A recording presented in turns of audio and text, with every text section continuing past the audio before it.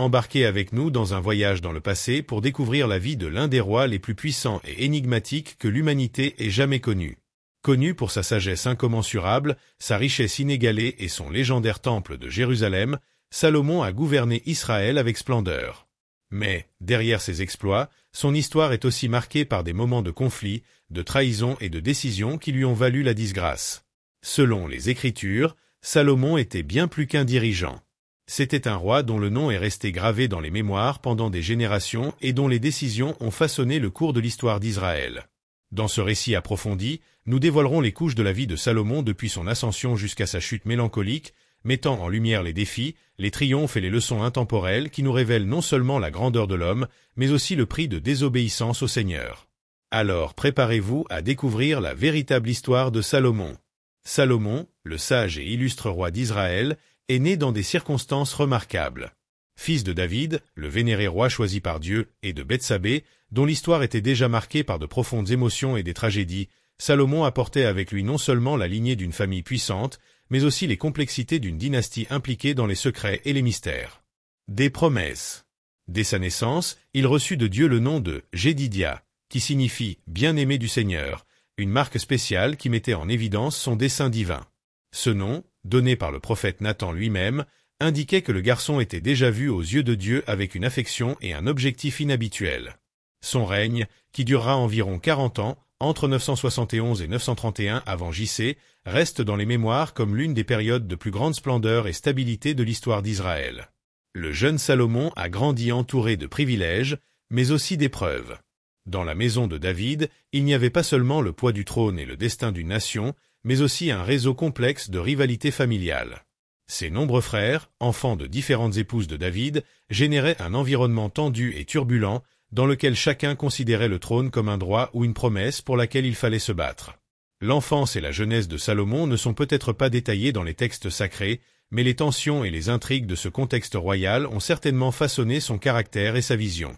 Avec l'âge avancé de David et sa santé affaiblie, le décor était planté pour une lutte pour le trône qui reflèterait toute l'instabilité de la maison royale.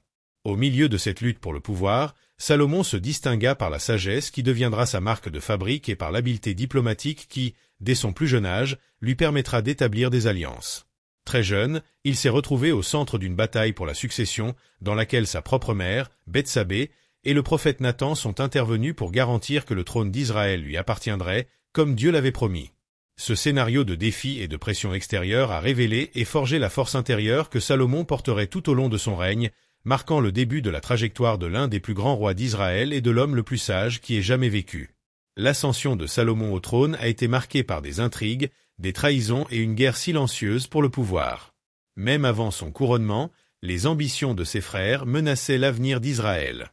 Absalom, l'un de ses demi-frères les plus charismatiques, avait mené une féroce rébellion contre son propre père, David, dans le but de devenir roi.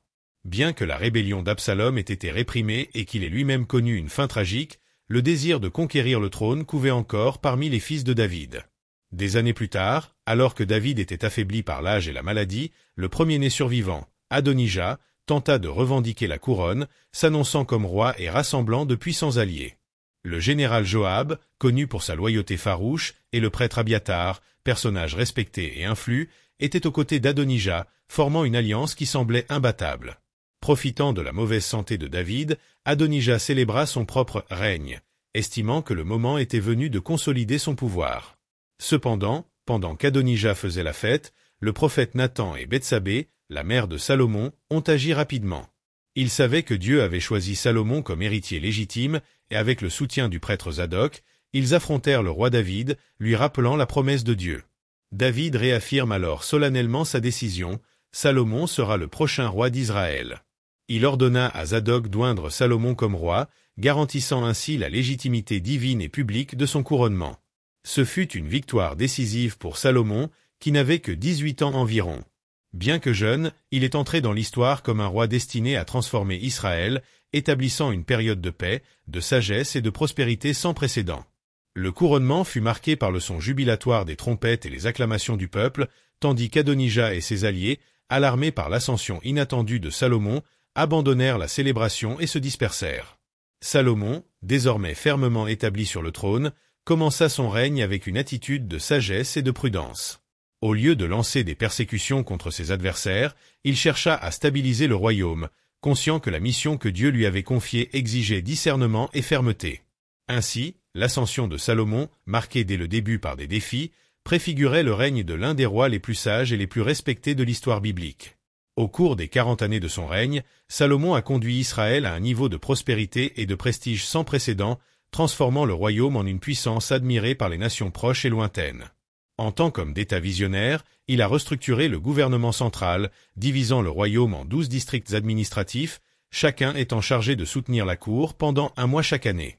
Cette organisation intelligente assurait un approvisionnement constant en nourriture et en ressources, nourrissant des milliers de personnes à la cour, notamment des fonctionnaires, des serviteurs et leurs familles. Ce système d'approvisionnement apportait une stabilité jamais vue auparavant, et chaque district s'efforçait de faire de l'abondance la marque d'Israël. Dans le domaine militaire, Salomon consolida une solide force défensive qui comprenait des chars de combat et un réseau de forteresses stratégiquement positionnées aux frontières. Il a établi des routes commerciales sécurisées et renforcé ses alliances avec ses voisins, notamment avec le roi Hiram de Tyr, qui a fourni les matériaux essentiels à ses grandioses projets de construction. Cette relation avec Tyr permit la création d'une puissante flotte maritime qui naviguait vers des terres lointaines et exotiques, comme Ophir, apportant de l'or, de l'argent, de l'ivoire et même des animaux rares. Avec cette alliance, Salomon étendit le commerce israélien au niveau international, transformant Jérusalem en un centre commercial qui attirait les richesses de toutes parts. Le summum de sa sagesse et de sa diplomatie a également maintenu Israël en paix pendant presque tout son règne, ce qui est rare à cette époque de conflits constants entre les nations. Au lieu des conflits, il a donné la priorité aux alliances, à la signature de pactes et de mariages stratégiques qui ont consolidé les relations diplomatiques et assuré la stabilité. Ce réseau d'alliances a contribué à ce que le royaume jouisse d'une paix inhabituelle, permettant à Salomon de concentrer ses efforts sur le développement économique et culturel. Salomon est surtout connu pour la construction du Temple de Jérusalem, un projet monumental qui est devenu le cœur spirituel d'Israël. Travaillant avec des matériaux précieux comme le cèdre, l'or et des pierres raffinées, il a créé un chef-d'œuvre symbolisant l'alliance entre Dieu et son peuple. Le temple était orné de l'arche d'alliance et servait de centre de culte de Dieu, symbole de dévotion et de révérence. Cette prouesse architecturale, admirée par les visiteurs d'autres nations, a contribué à répandre la renommée de Salomon et la beauté du royaume d'Israël dans le monde antique.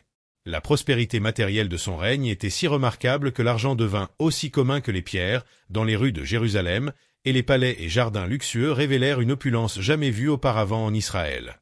Salomon, avec son esprit brillant et son leadership stratégique, a établi Israël comme une civilisation de référence, attirant des dignitaires et des ambassadeurs de royaumes lointains, venus écouter ses paroles et apprendre de son gouvernement.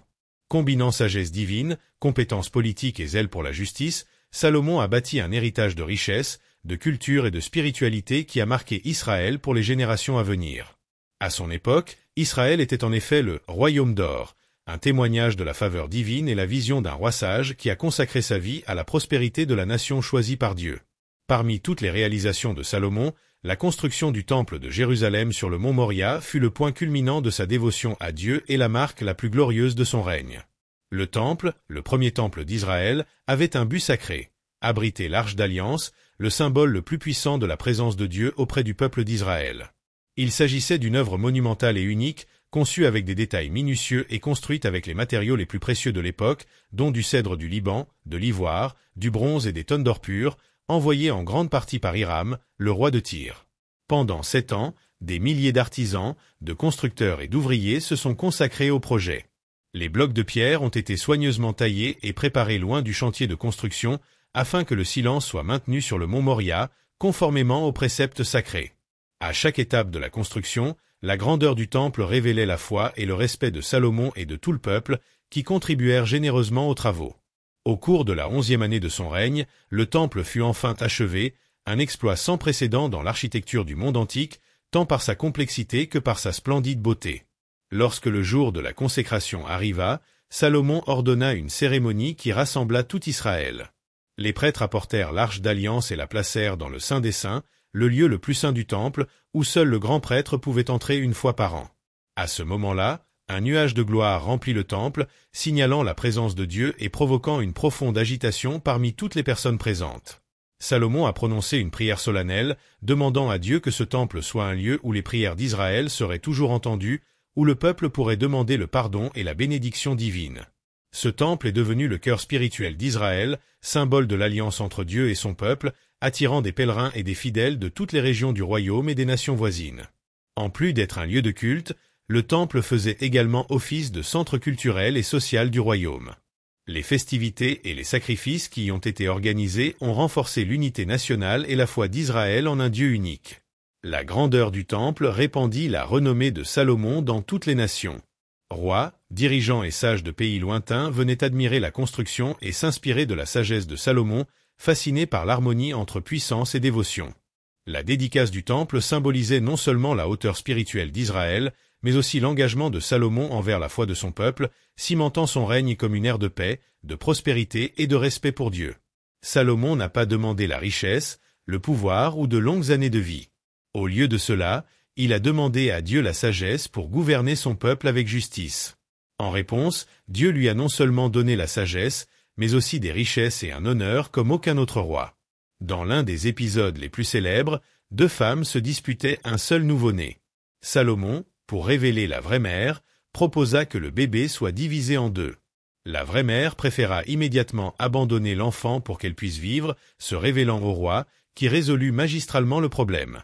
Cependant, la grande sagesse de Salomon ne l'a pas empêché de commettre de graves erreurs. Ses alliances politiques par le biais de mariage lui ont amené des épouses étrangères qui ont introduit l'idolâtrie en Israël. Les pratiques commerciales exposaient Israël à des dieux étrangers et Salomon permettait aux pratiques païennes de s'infiltrer dans le territoire sacré. Au fil du temps, son cœur s'est éloigné de Dieu. Il commença à adorer les dieux des nations voisines et sa conduite défiait directement les ordonnances divines. Indigné, le Seigneur décida que Salomon et ses descendants subiraient les conséquences de leurs actes. Cependant, par amour pour David, Dieu a reporté le châtiment jusqu'à la fin de la vie de Salomon. Après sa mort, le royaume unifié s'est fragmenté et son fils Roboam a hérité d'un royaume affaibli et divisé. Ainsi, la grande dynastie de David voit sa gloire s'effondrer. L'histoire de Salomon nous enseigne que la sagesse humaine, la richesse et le pouvoir ne sont rien sans l'obéissance au Seigneur. Salomon, malgré toute sa compréhension, n'a pas réussi à se détourner de Dieu. Son héritage nous rappelle que seule la fidélité au Seigneur est le fondement d'une vie véritablement réussie. Avant de terminer, prions. Seigneur Dieu Tout-Puissant, Père de toute sagesse, nous nous inclinons devant toi, cherchant ta direction. Comme Salomon, nous reconnaissons notre besoin de ton discernement pour vivre de manière juste et juste. Donne-nous un cœur qui te craint et t'adore, afin que nous ne nous éloignions jamais de ton chemin. Puissions-nous apprendre des erreurs de Salomon, en gardant nos yeux fermement fixés sur toi et nos cœurs dédiés à ta vérité. Que toute gloire, honneur et puissance soient pour toujours entre tes mains, Seigneur, et que ton royaume vienne sur nous. Amen.